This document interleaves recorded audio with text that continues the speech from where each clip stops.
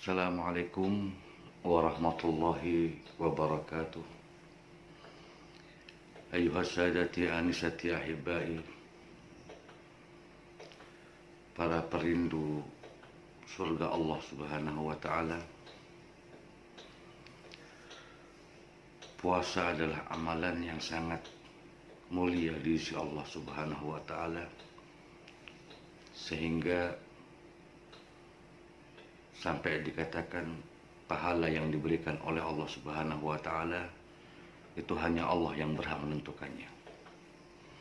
Untuk itu, di kesempatan kali ini Al-Fakir ingin sedikit menjelaskan tentang hal-hal yang berkaitan dengan puasa kita.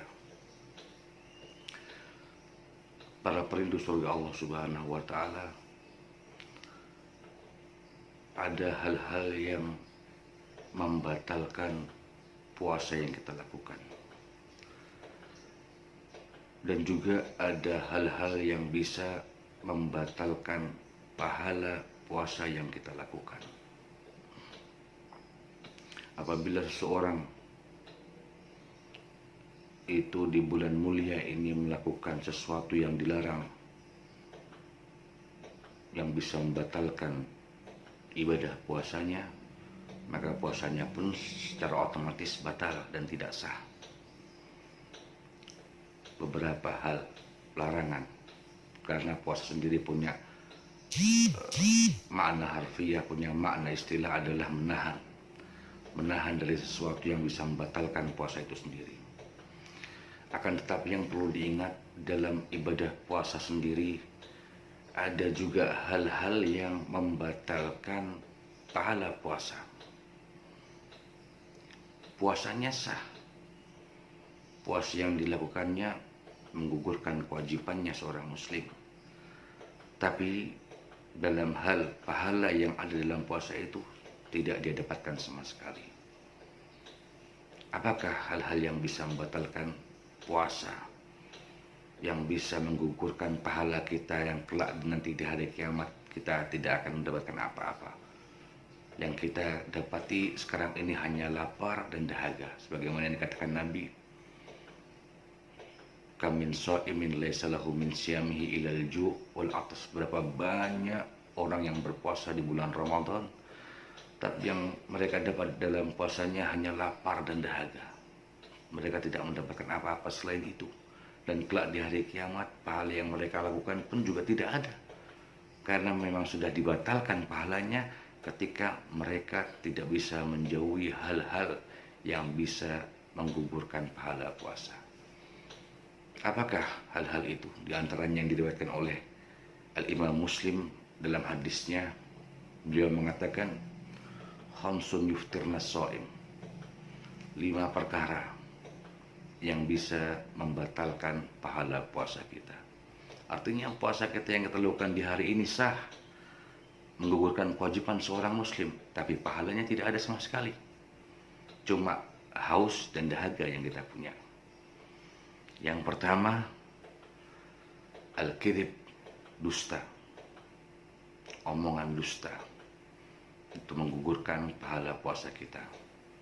Maka untuk itu di bulan mulia ini, jaga, sekali lagi jaga dan berhati-hati terhadap dampak yang bisa menggugurkan pahala puasa kita. Yang kedua, ribah. Apa ribah itu? Dzikruka akhaka, yaitu menyebutkan keadaan saudaramu yang tidak ada di depanmu, dan seandainya dia mendengarnya dia marah. Itulah ribah. Ya. Kalau bahasa kita, ngerasani, gosip, itu menggugurkan pahala puasa kita. Yang ketiga, namimah, adu domba, yaitu naklul kalam, memindahkan omongan supaya si A bertengkar dengan si B, supaya si C bermusuhan dengan si A. Ini menggugurkan pahala puasa. Yang keempat, al-yaminul kadhibah, sumpah palsu, juga menggugurkan pahala puasa. Yang kelima, an-nadhar bis-sahwah. Yang kelima adalah memandang dengan pandangan syahwat. Para pecinta dan para perindu surga Allah Subhanahu wa Ta'ala, kita bisa mengambil hikmah besar dalam hadis yang diriwayatkan oleh Imam Muslim ini.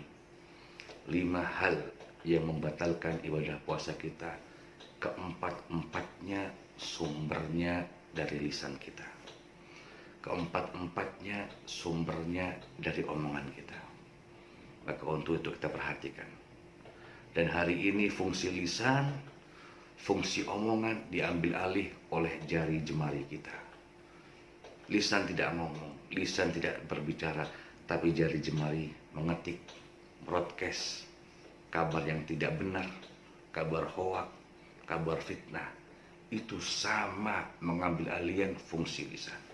Maka untuk itu lebih-lebih kita di bulan mulia ini, kita jaga lisan kita dari sesuatu yang bisa menggugurkan pahala kita, yang nanti kelak kita di hari kiamat tidak akan mendapatkan apa-apa kecuali lapar dan dahaga yang telah kita lakukan dalam puasa ini.